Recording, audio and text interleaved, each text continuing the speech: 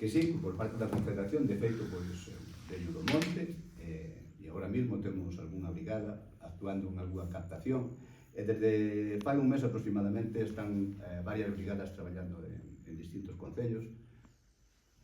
Por parte da Xunta de Galicia, neste caso de Medio Rural, nos puxeron unha máquina para o Concello de Vilamartín, que agradecemos, por suposto, que ahora mesmo xa non está traballando, aínda que temos outras.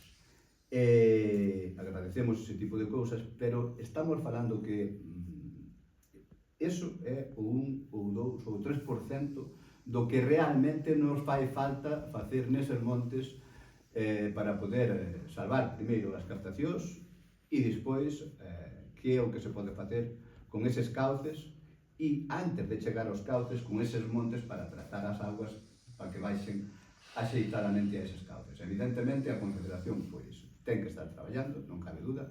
De feito está aquí, volvo a recordar, estuvo xa en 2 captacións e agora vai estar noutra terceira. Estuvo facendo a desembocadura do Leira e a desembocadura toda do arroio Pías no seu cauce hasta o río. Falta moitísimo máis porque todos eses arroios estaban postos en coñecemento da